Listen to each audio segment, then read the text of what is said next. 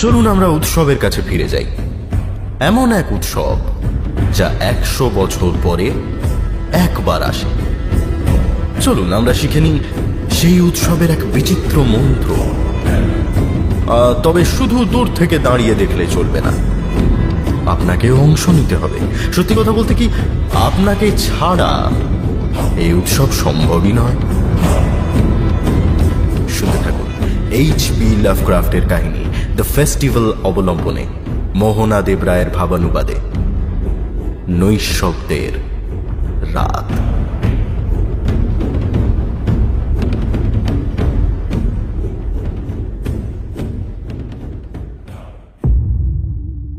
এখনো কিছু ভুলতে পারি না জানেন। চোখ বন্ধ করলেই ছবির মতো ভেসে ওঠে সবটা। ঘুমিয়ে পড়লে হানা দেয় দুঃস্বপ্নের মধ্যে। হয়তো কোনোদিনই ভুলতে পারবো না। এখনো জানি না সেই রাতে সত্যি সেসব ঘটনা ঘটেছিল নাকি সবটাই ছিল আমার উৎপীড়িত মস্তিষ্কের কল্পনা। তবে আমি ছাড়া সেখান থেকে যে একজনও বেঁচে ফেরেনি এই বিষয়ে আমি নিশ্চিত।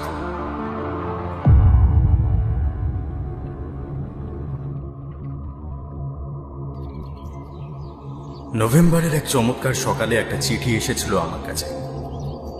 সেদিনের ঝলমলে আবহাওয়ায় সেটা খুলতে খুলতে তার ভিতরে ভয়াবহ কিছু থাকতে পারে বলে একবার মনে হয়নি আমার। চিঠিটা খুলে হাতের লেখা আর ভাষা দেখে একটু অবাক হলাম। জানি না কেন মনে হলো প্রেরক বহুদিন কারোর সঙ্গে এখনকার ভাষায় কথা বলেন, এমনকি আধুনিক সময়ের ভাষাগত আদব কায়দা সম্পর্কে খুব একটা অবগত নন।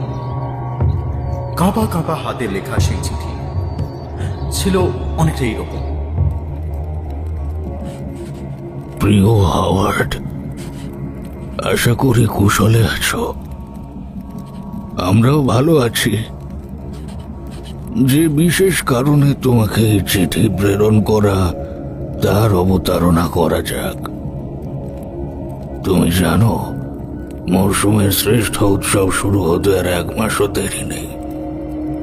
সাধারণ মানুষ একে বড়দিন বলে বটে, কিন্তু আমাদের মতো কয়েকজন জানি বড়দিনের থেকে হাজার হাজার বছরের প্রাচীন আমাদের এই উৎসব।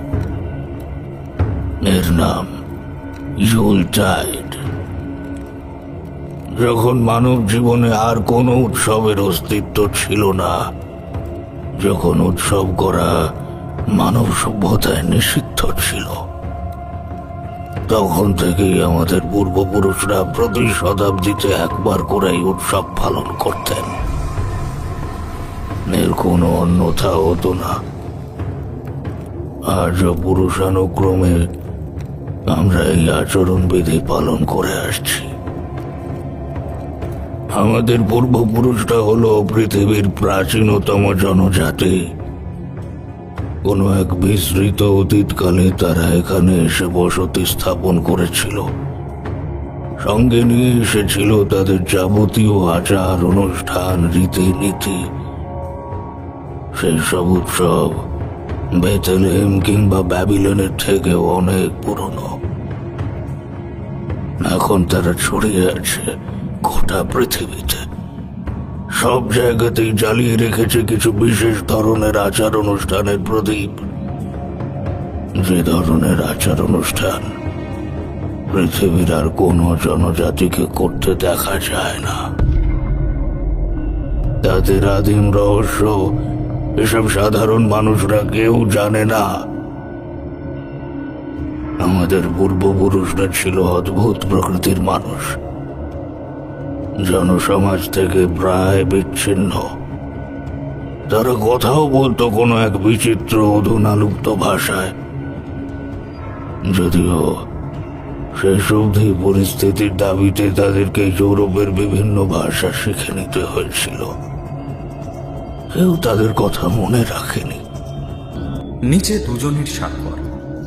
একটা স্বাক্ষরের সঙ্গে চিঠির হাতের লেখার মিল আছে, অন্যটা একটু মেয়ে, তবে দুটোই অগোছালো। নিচে দেখলাম পুনশ্চ জুড়ে আরো কয়েক লাইন লেখা। পুনশ্চ চিঠিটা অনুরোধের হলেও একটি বিষয় তোমাকে সাবধান করে দেওয়া কর্তব্য বলে মনে করি। যদি এই আমন্ত্রণ অগ্রাহ্য করো, তবে ভবিষ্যতে কি হতে পারে অথবা পারে না, সেই বিষয়ে কোনো রকম নিশ্চয়তা আমি দিতে অপারগ। চিঠিটা নিয়ে অনেকক্ষণ চুপচাপ বসে রইলাম। এমনিতে আমি অকৃতদার, টাকা পয়সার বিশেষ অভাব নেই, হঠাৎ মরে গেলে পিছু ডাকারও কেউ নেই। এই আমন্ত্রণ রক্ষা করা আমার কাছে এমন কিছু কঠিন নয়।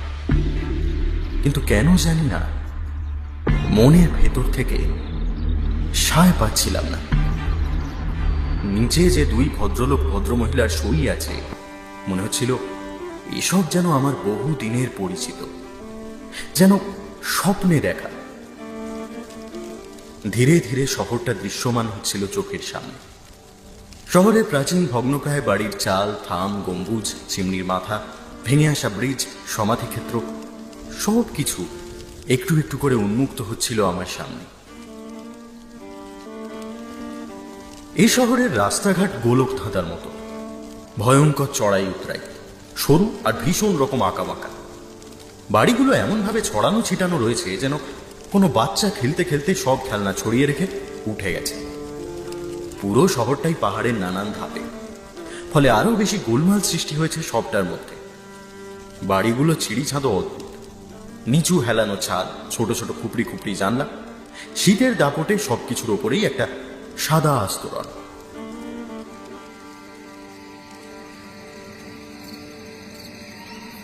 সন্ধে নামতে জানলাগুলোতে আলো জ্বলে উঠল বটে, তবে সেই আলোর তেজ দূর আকাশের কালপুরুষের আলোর তেজের চেয়ে খুব একটা বেশি নয়।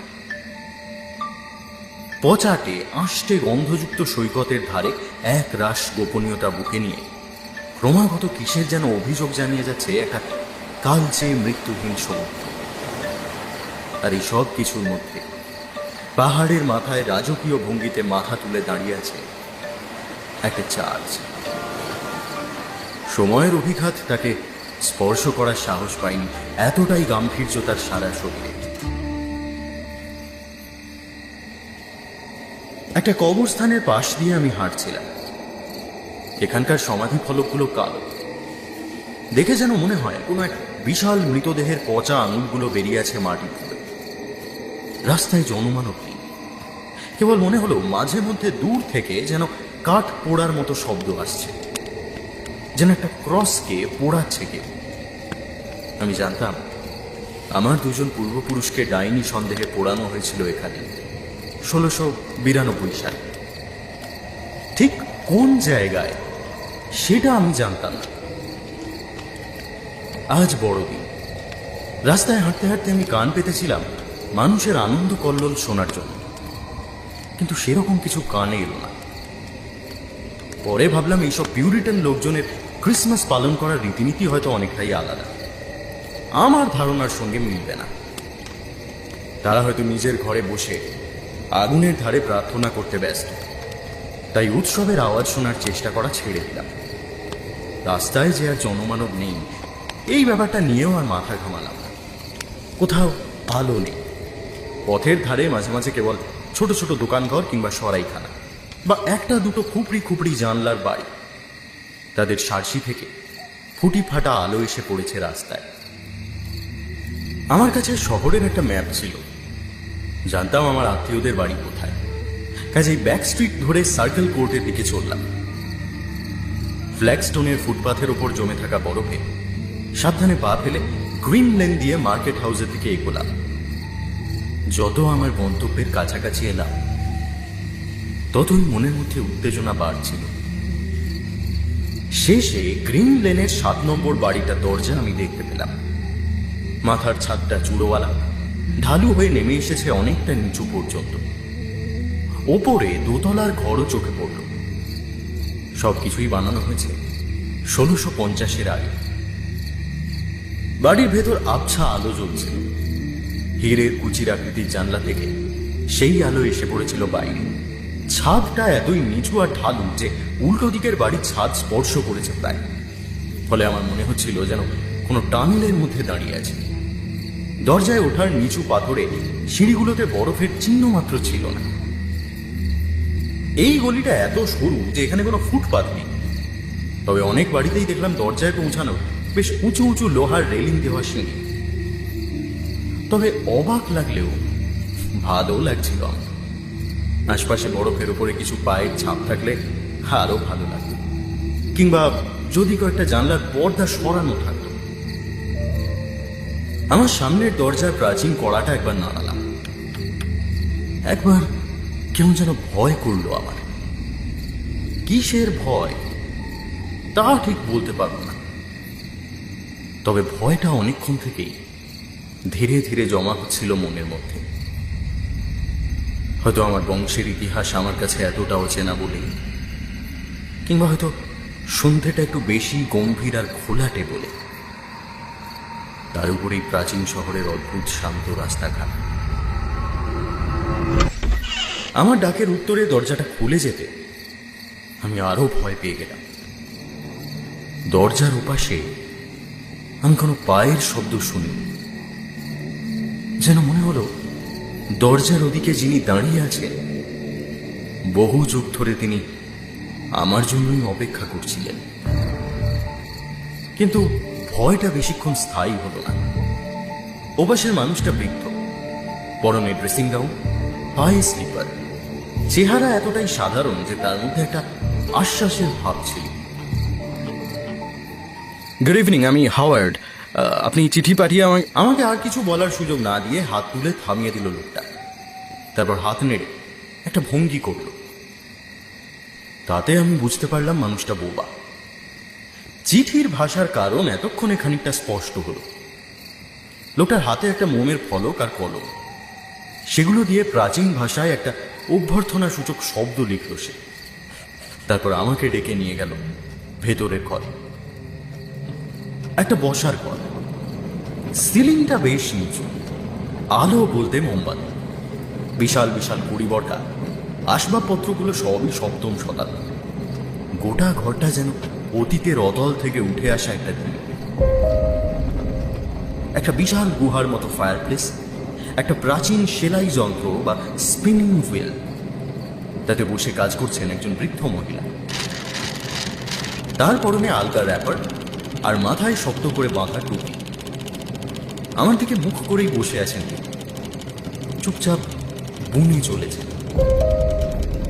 আজ যে বড়দিন, একটা উৎসব, সেই বিষয়ে যেন কোনো ভ্রুক্ষেপই নেই। সারা ঘর জুড়ে কেমন একটা ভিজে ভিজে ভাব। সবচেয়ে অবাক করা ব্যাপার হলো ফায়ার প্লেসটা খালি, কোনো আগুন চলছে না সেখানে। বাঁ দিকে পাশাপাশি সার দেওয়া তিনটে জানলা, পর্দা টানা, সেদিকে মুখ করে রাখা হয়েছে একটা হাই ব্যাক চেয়ার। মনে হলো সেই চেয়ারে কেউ যেন বসে আছে, তবে সেটা আমার ভুলও হতে পারে। আশপাশের পরিবেশের কিছুই আমার ভালো লাগছিল না। সেই পুরনো ভয়টা ফিরে আসছিল আমার, আগের চেয়ে আর তীব্র হয়ে। বৃদ্ধ মানুষটার মুখের সাধারণত্ব যেন মুহু ভয়ে জমিয়ে দিচ্ছিল আমাকে। তার চোখ দুটো নড়ছিল না, চামড়াটাও মোমের মতো। কিছুক্ষণ পরে আমি উপলব্ধি করলাম এটা একটা মানুষের আসল মুখ নয়, একটা শয়তানি ছদ্মবেশ, একটা মুখোশ। দস্তানা পরা হাতে টেনে টেনে সে ফলকটার উপর লিখল, একটু অপেক্ষা করুন, একটু পরেই আমরা বেরোব উৎসবের জমায়েতে। কাছেই একটা টেবিল আর চেয়ার রাখা ছিল, টেবিলের উপর এক পাঁজা বইও রাখা। সেই দিকে নির্দেশ করে আমাকে বসতে বলল লোকটা। তারপর বেরিয়ে গেল ঘর থেকে। আমি দেখলাম বেশিরভাগ বইয়ের পাতা হলদে হয়ে এসেছে, পোকায় কাটা ছাতা পড়া চেহারা। বয়সের গাছপাথর নেই কোনো বইয়ে। বইগুলো নেড়ে চেড়ে দেখতে লাগলাম আমি। মরিস্টার ওয়াইল্ডের মার্ভেলস অফ সায়েন্স, জোসেফ গ্ল্যানভিলের ভয়ঙ্কর বই স্যাডিসিসমাস ট্রায়াম্ফান্স এবং সর্বশেষে উন্মাদ আরব আব্দুল আল হাজারের নেক্রোনমিকন। বইটার নাম আমি অনেক শুনেছি, কিন্তু চোখে কখনো দেখি। বইটার ব্যাপারে কিছু মারাত্মক গুজবও শুনেছি, তবে সেগুলো আমার ঠিক বিশ্বাস হয় না। ঘরে কেউ কোনো কথা বলছে না। বাইরে থেকে বাতাসে ক্রসের মচমচ শব্দ শোনা যায়, হাওয়ার ঘূর্ণির আওয়াজও আসছে। আর এই সব কিছুর মধ্যে সেই টুপি পরা মহিলা অক্লান্তভাবে কাপড় বুনে যাচ্ছে। একটা অস্থিরতা গ্রাস করছে আমাকে। তবে এই ধরনের আচার অনুষ্ঠানে যে অদ্ভুত অদ্ভুত ব্যাপার হয়, সেটা আমি খানিকটা আন্দাজ করেই এসেছিলাম। বিশেষ করে আমার পূর্বপুরুষরা তো এই ব্যাপারে প্রসিদ্ধ ছিল। বইয়ে মনোযোগ দেওয়ার চেষ্টা করলাম। কিছুক্ষণ পরেই পড়ার মধ্যে ডুবে গেলাম গভীরভাবে, বা আরো নির্দিষ্টভাবে বলতে গেলে নেক্রোনমিকনের মধ্যে। যদিও ল্যাটিন আমি তেমন একটা ভালো পারি না, তবু এটা পড়তে খুব একটা অসুবিধা হচ্ছিল না। পড়তে পড়তেই একটা ভয়ানক কিংবদন্তির সন্ধান পেলাম আমি। এতটাই ভয়ানক যে সেটা সুস্থ মানুষের বোধগম্যতার বাইরে। কোনো জ্যান্ত মানুষের মাথায় এসব কিভাবে আসে আমি জানি না। হঠাৎই মনে হলো আরাম কেদারাটা যেদিকে মুখ করে রাখা, সেদিকের একটা জানলা যেন বন্ধ হয়ে গেল। যেন এইমাত্র চুপি চুপি খোলা হয়েছিল সেটা। সাথে সাথেই কিছুটা বাতাসের ঝলক ঢুকে পড়ল ঘরে। সেই মহিলা এখনো কোনো দিকে ভ্রুক্ষেপ না করে কাপড় বুনে যাচ্ছেন দ্রুত। দেওয়ালের প্রাচীন ঘড়ি জানিয়ে দিল 1টা ঘন্টা পেরিয়ে গেছে। একটু আগে আমার যে মনে হচ্ছিল হাইব্যাক চেয়ারে কেউ বসে আছে, সেই অনুভূতিটা আস্তে আস্তে চলে যাচ্ছে। বইয়ের মধ্যে নিমগ্ন হয়েই ছিলাম। হঠাৎ সেই ভদ্রলোক এসে ঘরে ঢুকল। তার পরনে একটা প্রাচীন গড়নের ঢোলা পোশাক, পায়ে বুট। এসে বিনা বাক্যে সে আরাম কেদারাটায় বসে পড়ল। ফলে আমি আর তার মুখ দেখতে পেলাম না। অপেক্ষা করতে করতে নতুন করে ভয় জন্মে গেল আমার মধ্যে। ততক্ষণে হুডটা মাথার উপরে তুলে নিয়েছে সে। আমরা 3 জনে বেরিয়ে পড়লাম। শহরের জ্যোৎস্নাবিহীন সংকীর্ণ গলিগুজির মধ্যে দিয়ে হাঁটতে লাগলাম আমরা। আশপাশের বাড়িগুলো পর্দা টানা হীরের কুচি আকৃতির জানলা থেকে আলোগুলো এক এক করে নিভে যাচ্ছে। আমি সভয়ে লক্ষ্য করলাম আমারই মতো অসংখ্য মানুষ পিলপিল করে বেরিয়ে আসছে এক একটা বাড়ির দরজা দিয়ে। তাদের সকলের পরনেই সেই লম্বা ঢোলা হুড দেওয়া পোশাক, যাকে ক্লোক বা আলখাল্লা বলে। আকাশ থেকে কালপুরুষের কুকুর আমাদের দিকে টেরা চোখে তাকিয়ে, যেন সে লক্ষ্য রাখছে এই অপার্থিব মিছিলটার উপর। ধীরে ধীরে আমরাও সেই মিছিলে যোগ দিলাম। অসংখ্য বাঁকানো চোরানো গলি গুজি পেরিয়ে আমরা এগিয়ে চললাম। দুপাশের নিচু ছাদ যেন অন্তহীন এক একটা টানে, তার মধ্যে দিয়ে হেঁটে চললাম আমরা। আশপাশের অনেকগুলো বাড়ির দশাই ভগ্ন প্রায়, যে কোনো মুহূর্তে ভেঙে ঘাড়ের ওপর পড়বে। সকলের হাতেই একটা করে লণ্ঠন। দূর থেকে দেখলে মনে হয় কোনো অশৈলী তারামণ্ডল নেমে এসেছে মাটি। আমি আমার কণ্ঠহীন শব্দহীন পথপ্রদর্শকদের অনুসরণ করে এগিয়ে চললাম। মাঝে মাঝে তাদের কনুই ঠেকে যাচ্ছিল আমার কনুইয়ের সঙ্গে। কি অদ্ভুত নরম স্পর্শ, যেন পচে আসা মৃত মানুষের চামড়া। মিছিলে হাঁটতে থাকা কারো কারো পেটের সঙ্গেও সংঘর্ষ হচ্ছিল আমার। সেগুলো নরম আর খোলা খোলা। তবে এত কিছুর মধ্যে কারো গলায় একটা শব্দও শুনলাম। একটা চড়াই বেয়ে আমরা উঠছিলাম। দেখলাম সমস্ত যাত্রী যেন একটাই বিন্দুর দিকে এগিয়ে চলেছে। শহরের মাঝখানে যে উঁচু টিলাটা আছে তার দিকে। এই পাহাড়ি গলিগুজি পেরিয়ে তারা এগিয়ে চলেছে চূড়ার দিকে। কি আছে ওখানে? কিছুক্ষণ পরেই ব্যাপারটা পরিষ্কার হলো। চার্চ। ওই টিলার মাথায় রয়েছে চার্চ, আর সেই চার্চের মাথার ঠিক উপরে জ্বলজ্বল করছে রোহিণী নক্ষত্র। চার্চের চারপাশে অনেকটা খোলা জায়গা, পাহাড়ের মাথায় হাওয়ার দাপটে বিশেষ বরফ জমে, তাই পরিবেশটা আরো অস্বাভাবিক আর ভৌতিক লাগছে। গ্রেভইয়ার্ডের সমাধি ফলকগুলোর ওপর দেখা যাচ্ছে ভয়াল ডেথ ফায়ার। কিংবদন্তি অনুযায়ী আসন্ন মৃত্যুর ফরমান নিয়ে আসে এই আগুন। বড় বিভৎস সেই দৃশ্য। সেই আগুনের আদরে কারো ছায়া পড়ছে না। এইসব ছাড়িয়ে পাহাড়ের আরো মাথার দিকে এগিয়ে চলল সেই মৌন মিছিল। এখান থেকে কিংসপোর্ট শহরটাকে আর ভালো দেখা যায় না, কেবল বন্দরের মিটমিটে আলোগুলো দেখা যায়। সবকিছুর মধ্যে একটা নীরব ছন্দ, মাঝে মধ্যে তাতে কিছুটা পতন ঘটছে। কোনো কোনো গলির ভেতর থেকে একটা করে লণ্ঠন বেরিয়ে আসছে তার সঙ্গী সাথীদের চোখ দেওয়ার জন্য। একসময় মূল জনসমুদ্রটা আস্তে আস্তে চার্চে ঢুকতে শুরু করল। আমি দাঁড়িয়ে পড়লাম চার্চের কালো দরজাটার কাছে দাঁড়িয়ে অপেক্ষা করতে লাগলাম সকলের চার্চে ঢুকে যাওয়ার। এত ভিড়ের মধ্যে গুঁতোগুঁতি করার বাসনা আমার ছিল না।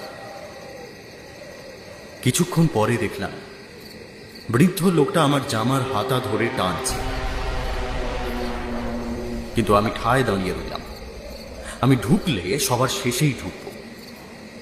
শেষ অবধি যখন ঢুকলাম তখন বৃদ্ধা আমার সামনে, তারপরে বৃদ্ধ এবং শেষে আমি। সেই আশ্চর্য গির্জার ভেতর পিলপিলে লোক ভর্তি। ভেতরটা অন্ধকার, একটা অজানা অন্ধকার। আমি একবার মাথা ঘুরিয়ে চার্চ ইয়ার্ডের সেই ভয়ঙ্কর আগুনগুলোর দিকে দেখলাম। পাহাড়ের মাথার পেভমেন্টের ওপরে একটা শয়তানি আভা সৃষ্টি করেছে সেটা। আমি কেঁপে উঠলাম। আমিও নীরবে তাদের অনুসরণ করলাম। চার্চের নিচে এই ভল্টের মতো জায়গাটাকে বলে ক্রিপ্ট। এটাও এক ধরনের সমাধিক্ষেত্র। যে সিঁড়িগুলো বেয়ে আমরা নেমে এলাম সেগুলো বহু পদাঘাতে নড়বড়ে হয়ে গিয়েছে। কিন্তু তাই বা কি করে হয়? 100 বছরে তো মাত্র একবার হয় এই উৎসব। মধ্যরাত্রির এই অপার্থিব যাত্রীদের মিছিলের পেছনের অংশটুকু যেন আরো অস্বস্তিকর। দলটা ধীরে ধীরে একটা অতি প্রাচীন সমাধির দিকে এগিয়ে চলল।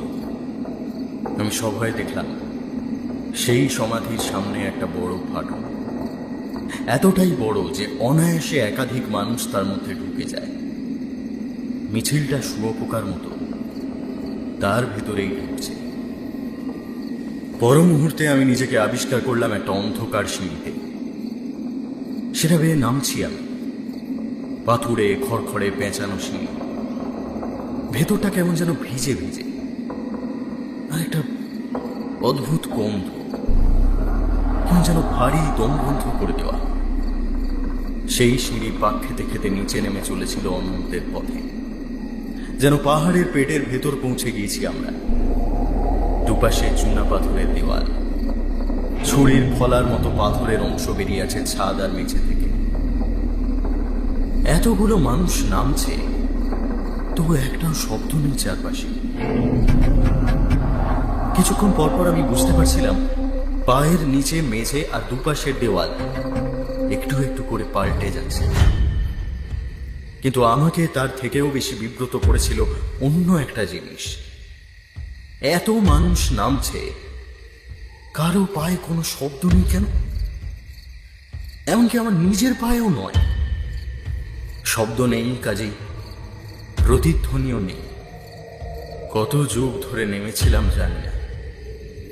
কিছুক্ষণ পর খেয়াল করলাম মাঝে মাঝে এদিক ওদিকে কিছু প্যাসেজ চলে গেছে, অনেকটা পশু খোঁয়াড়ের মতো, যেন পাথুরে দেওয়ালে খোদাই করা হয়েছে। কিছুক্ষণ পরেই তাদের সংখ্যা বাড়তে লাগলো এবং এক সময় তারা অসংখ্য হয়ে উঠল, যেন মূর্তিমান নামহীন আতঙ্কের একটা ভূগর্ভস্থ পথ।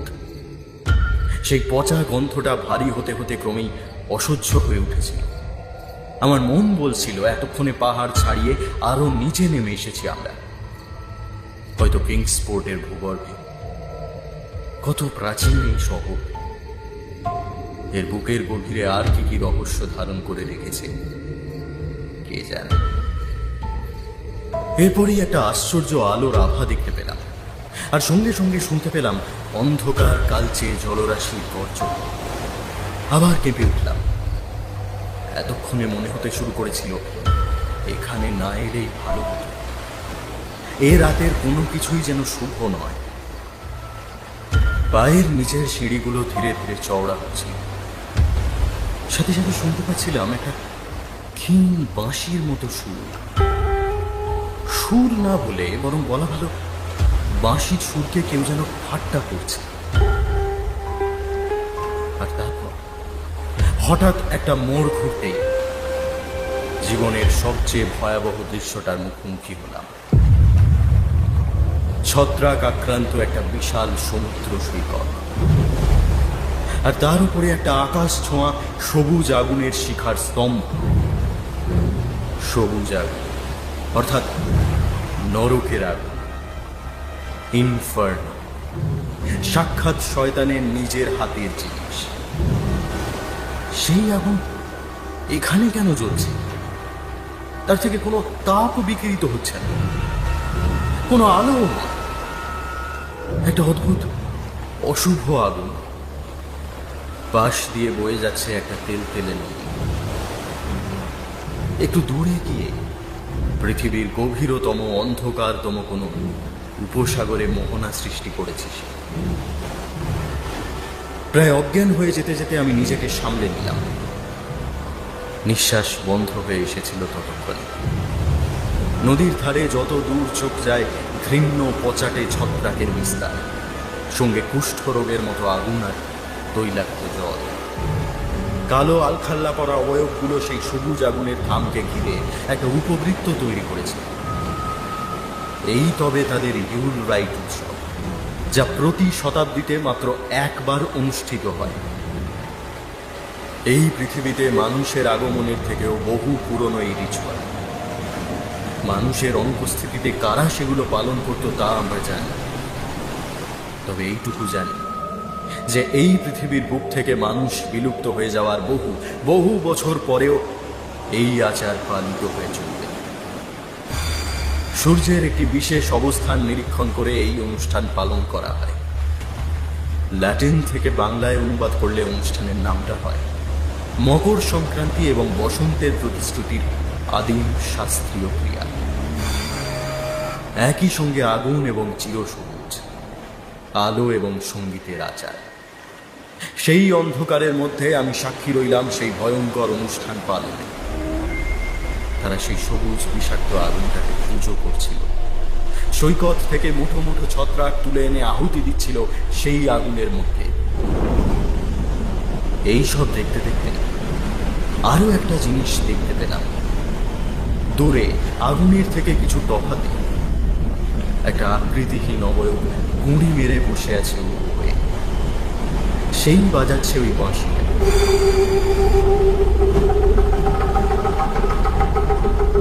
মনে হলো যেন ঘন জমাট অন্ধকারের মধ্যে কোনো কিছু ডানা ঝাপটানির শব্দ শুনতে পাচ্ছি, অথচ কিছু দেখতে পাচ্ছি না। তবে আমাকে সবচেয়ে বেশি ভয় দেখাচ্ছে ওই সর্বনাশা সবুজ আগুনের কলামটা, যেন পৃথিবীর গভীরতম আগ্নেয়গিরি থেকে উঠে আসছে নরকের কোনো ঘৃণ্যতম বার্তা নিয়ে। কোনো ছায়ার জন্ম দিচ্ছে না। যে লোকটা আমাকে নিয়ে এসেছিল সে ধাক্কাধাক্কি করে আগুনের শিখাটার একেবারে কাছে চলে গেল।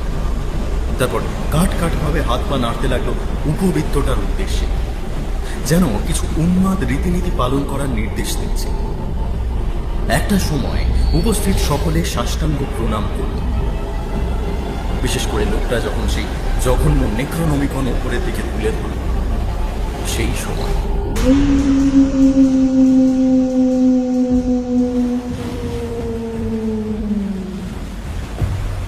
আমিও সকলের মতো নিচু হয়ে নমস্কার করলাম। বুঝলাম এখানে আমাকে এগুলো করার জন্যই ডাকা হয়েছে। বয়স্ক লোকটা অন্ধকারের মধ্যে অস্পষ্ট দৃশ্যমান সেই বাঁশিওয়ালার উদ্দেশ্যে কিছু একটা সংকেত দিল। সঙ্গে সঙ্গেই বাঁশির সুর গেল বদলে। এতক্ষণ একটা মৃদু সুর চলছিল, এবার কর্কশ হয়ে বাজতে লাগলো সেটা। এক অভাবনীয় ভয়ের বার্তা বয়ে আনতে লাগলো সেই সুর। এবার আমি নিচু হয়ে সেই ছত্রাকের ওপরেই বসে পড়লাম। একটা অদ্ভুত ভয় আমাকে গ্রাস করছিল।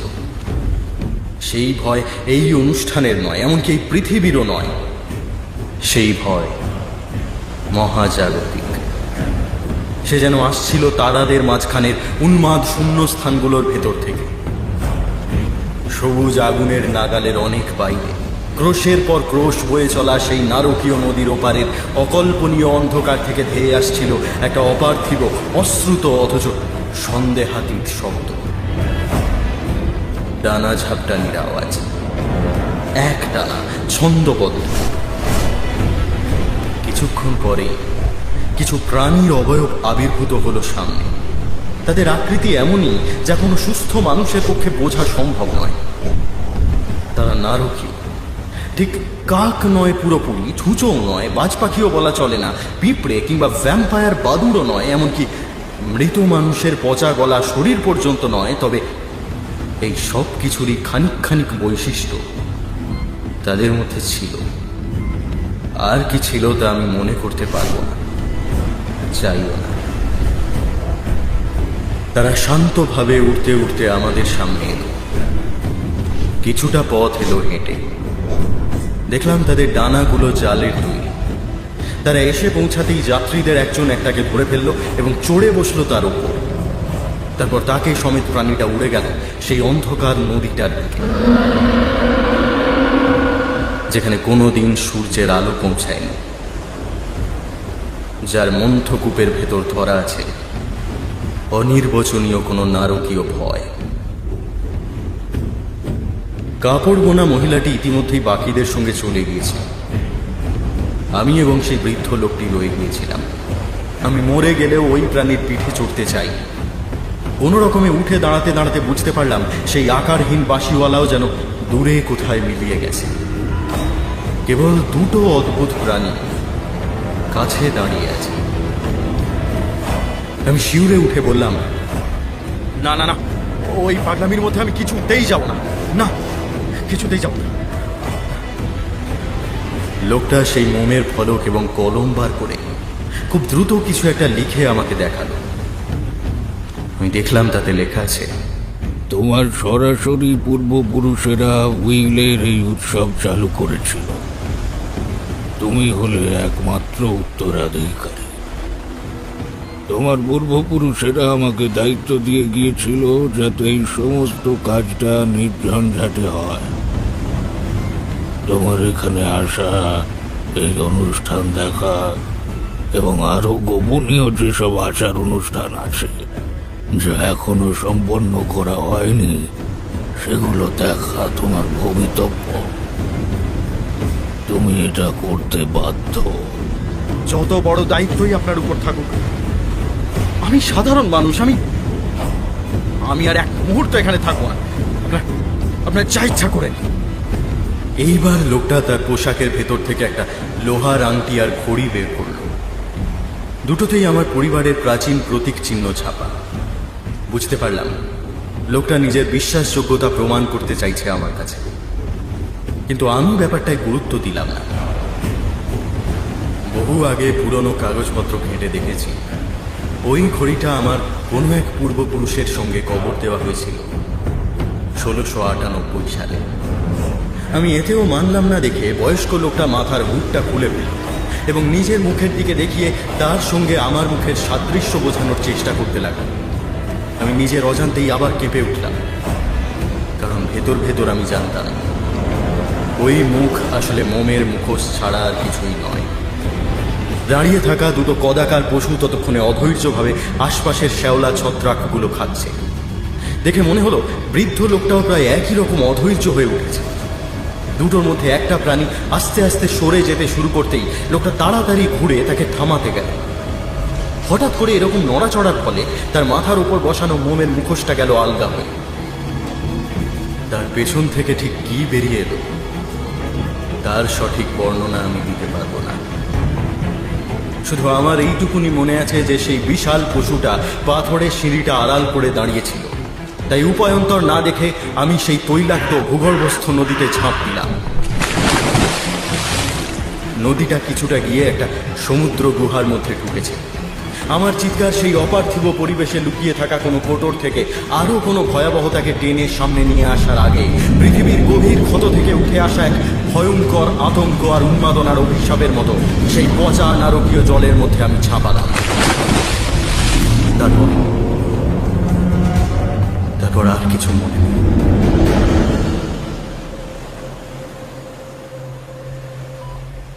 কি মিস্টার হাওয়ার্ড, এখন কিছুটা সুস্থ বোধ করছেন তো? একটা অচেনা কিন্তু ভারী স্বরে আমার চেতনা ফিরল। হাসপাতালের বেডে শুয়ে আছি আমি। চারপাশে ডাক্তার আর নার্সদের আনাগোনা।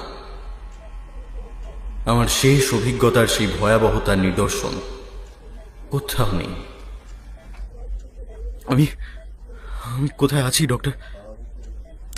আপাতত শহরের একটা হসপিটালে, এবং এই মুহূর্তে আপনি একদম বিপদমুক্ত।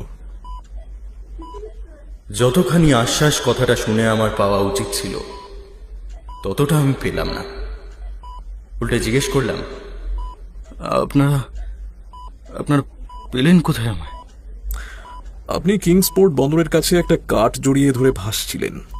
কয়েকজন নাবিক আপনাকে দেখতে পেয়ে উদ্ধার করে। আসলে আপনি মনে হয় কালকে ভুল রাস্তায় চলে গিয়েছিলেন, যার ফলে পাহাড়ের মাথা থেকে সোজা পড়েন নিচের অরেঞ্জ পয়েন্টে। অন্তত বরফের উপর আপনার পায়ের ছাপ সেরকম কথাই বলছে। কিন্তু তাহলে আমার জ্ঞাতির ওরা ইউলটাইডের অনুষ্ঠান, আমি তো পৃথিবীর অনেক গভীরে চলে গিয়েছিলাম। ওখান থেকে কিভাবে, কি ভয়ঙ্কর ভয়ঙ্কর দুঃস্বপ্ন। আপনি জ্বরের ঘোরেও ক্রমাগত এইসব বলে গেছেন, কিন্তু এগুলো কিছুই ঘটনা নয়। জানলা দিয়ে নিচে তাকিয়ে দেখুন, রাস্তাঘাট সবই দেখতে পাবেন এবং গাড়ি ঘোড়াও যাচ্ছে। এটা কিংসপোর্ট, আপনি এখন একদম নিরাপদ। জানলা দিয়ে তাকিয়ে আমি শহরের মাঝখানে টিলা আর চার চেয়ারটা দেখতে পেলাম। সঙ্গে সঙ্গে অপ্রকৃতিস্থ মানুষের মতো বলে উঠলাম, ওই চার্চটা আমার সামনে কেন? না না না, এক্ষুনি আমাকে এখান থেকে সরানোর ব্যবস্থা করুন, এক্ষুনি। আমি বারবার এই কথা বলে যাওয়ায় শেষ অবধি তাই হলো। আমাকে সরিয়ে দেওয়া হলো আর্কহামের সেন্ট মেরিজ হসপিটালে। আর্কহামের পাগলা গারদের লাগোয়াই এই হসপিটাল। এখানকার ডাক্তাররা ওদের মতো একগুঁয়ে নয়। এরা আমার কথা বিশ্বাস করছে এবং আমাকে আশ্বাস দিয়েছে যে আমি পাগল হয়ে যাইনি। কিছুদিন পরে আমি ছাড়াও পেয়ে গেলাম। এদিক ওদিক ঘোরার স্বাধীনতা ছিল আমার। ওই ডাক্তারদেরই একজন মিস ক্যাটনিক ইউনিভার্সিটির লাইব্রেরি থেকে নেক্রোনমিকন বইটা খুঁজে পেতে সাহায্য করেছিল আমাকে। সেই আমাকে বলেছিল আমার ঘটনাটা নাকি এক ধরনের সাইকোসিস, মাথার মধ্যে জমে থাকা বহু শতাব্দীর বহু প্রজন্মের স্মৃতির একটা প্রজেকশন। এরকম রোগী সে আগেও প্রচুর দেখেছে। একজনের নামও উল্লেখ করেছিল সেই ডাক্তার, ওয়াল্টার গিলম্যান। ডাক্তার আমাকে বারবার বলেছিল আমার মন থেকে এসব দুঃস্বপ্নের কথা চিরতরে মুছে ফেলতে, কিন্তু আমি পারিনি। আপনারাই বলুন, এরকম অভিজ্ঞতা কি মুছে ফেলা সম্ভব? দিনের বেলা যদি বা ভুলে থাকতে পারি, রাতে চোখ বন্ধ করলে কেবল সেই একই দুঃস্বপ্ন। বইয়ের যে অধ্যায়টা সেই বাড়িতে বসে পড়েছিলাম সেটা আর একবার খুললাম আমি। ল্যাটিন খুব ভালো পারি না, তাও যতটুকু জ্ঞান আছে তা দিয়ে রহস্য সমাধানের আশায় পাতা উল্টালাম। আব্দুল লাল হাজার লিখছেন, পৃথিবীর গভীরতম গুহাগুলোতে এমন অনেক ঘটনা ঘটে যা চোখে দেখলেও কিছু বুঝতে পারবে না। সেখানকার ব্যাপার স্যাপারকে কেবল অদ্ভুত বললে কিছুই বলা হয় না। তারা ভয়াবহ, তারা অনুচিত। প্রাচীন প্রবাদ অনুযায়ী মানব সভ্যতার ইতিহাসে এমন কিছু মানুষ জন্মেছে যারা দেখতে মানুষের মতো হলেও ঠিক মানুষ নয়। তারা শয়তান। তাদের আসল উদ্দেশ্য কেবল তাদের শয়তানি শরীর মাটিতে মিশিয়ে দেওয়া। পৃথিবীর মাটি হয়ে তারা পুষ্টি যোগায় সমাধির কীটদের। ধীরে ধীরে পচন এবং বিকৃতির ফলে নতুন এক ধরনের জীবন সৃষ্টি হয়। তখন তারা পরিণত হয় বিচিত্র এক প্রাণীতে। ফুলে ফেঁপে বিশাল হয়ে ওঠে, সংক্রমিত করে পৃথিবীর গভীরে শান্তিতে ঘুমিয়ে থাকা প্রাচীন রহস্যদের। ছোট্ট ফাটল যেখানে যথেষ্ট, সেখানে খনন করা হয় বৃহৎ গহ্বর। আর যাদের বুকের ওপর ভর দিয়ে চলে ফিরে বেড়ানোর কথা, তারা হঠাৎই হেঁটে উঠে কিংবা উড়ে বেড়ানোর শক্তি পেয়ে যায়। আব্দুল আল হাজারের লেখা এর পরের বিবরণ তেমন স্পষ্ট নয়। তিনি কিছু একটা ইঙ্গিত করতে চেয়েছেন বটে, তবে আমি বেশ কয়েকবার পড়েও পুরোটা উদ্ধার করতে পারলাম না। এই পৃথিবীর কোনো এক অজ্ঞাত কোণে বয়ে চলেছে এক অন্ধকার নদী, সময়ের নদী। সেই নদীতে সবার হয়ে সময়ের স্রোত বেয়ে পৌঁছে যাওয়া যায় সৃষ্টির আদিতে, নদীর উৎস মুখে। তবে সেই নদীতে পৌঁছানো যায় এক বিশেষ উৎসব পালনের মাধ্যমে, এক বিশেষ মন্ত্রের সাহায্যে। আমি থমকে গেলাম। উৎসবটা চেনা লাগছে বটে, কিন্তু মন্ত্র, সারবদ্ধ মানুষের মুখে কোনো মন্ত্র তো সেদিন আমি শুনিনি। বরং তারা সবাই ছিল নিস্তব্ধ, ভয়ানক রকম নিস্তব্ধ। সেখানে পৌঁছে একটা বিশেষ পদ্ধতিতে সারি বেঁধে দাঁড়ায় তারা, একে অপরের সঙ্গে লেপটে যায়। একটা স্তরের উপর আরেকটা স্তর, তার উপর আরো একটা। এইভাবে তাদের শরীরগুলো একে অপরের সঙ্গে মিশে একটা বিশাল অচিন্তনীয় আকৃতি গঠন করতে থাকে। ধীরে ধীরে দৈর্ঘ্য, প্রস্থ, উচ্চতা, সময় সব রকম মাত্রা ছাড়িয়ে বেড়ে উঠতে থাকে সেই ভয়াল আকার। ইয়গ্রথ, মহাজগতের এক আদিম দেবতা। মানুষ সৃষ্টির আগে, প্রাণ সৃষ্টির আগে থেকে জেগে আছে সে। তার আসল চেহারা অবর্ণনীয় এবং অচিন্তনীয়। মানব মনের গভীরতম এবং অন্ধকারতম প্রকোষ্ঠে লুকিয়ে রাখা যেন কোন নিষিদ্ধ আকার। আমার শিরদাঁড়ায় শিহরণ খেলে যায়। অর্থাৎ সেদিন সেই উৎসবে আসলে এক আদিম দেবতাকে জাগানো হচ্ছিল। আমার পূর্বপুরুষ ছিল সেই দেবতার পুরোহিত, এবং সেই নিয়ম মেনে আমি ছিলাম সেই উৎসবের পুরোহিত। আমি আবার চোখ রাখলাম বইয়ের পাতায়। প্রতি 100 বছরে একবার অনুষ্ঠিত হয় এই ভয়াল অনুষ্ঠান। যাতে আগামীতেও সেই দেবতার পুজো চালু থাকে তা সুনিশ্চিত করতে পুরোহিতের বংশধরকে 100 বছর পিছিয়ে নিয়ে যাওয়া হয় সেই উৎসবে, আর শিখিয়ে দেওয়া হয় সেই মন্ত্র। আর তারপর একটা ব্যাপার মাথায় খেলে যায় আমার, মন্ত্র।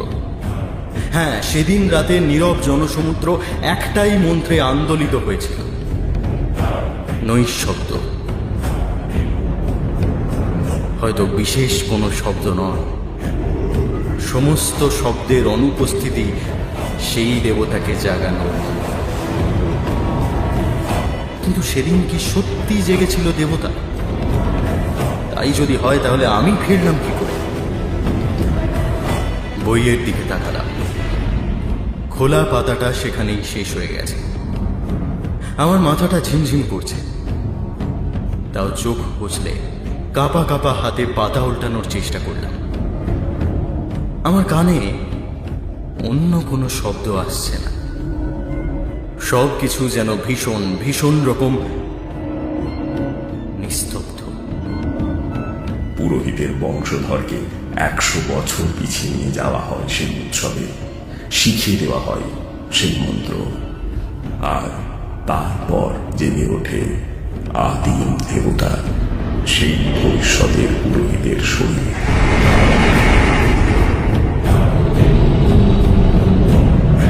এ পৃথিবীর সব অপরাধীর কাছে অপরাধও এক ধরনের উৎসব, তাই চাইলেই কি সব উৎসবে ফেরা যায়?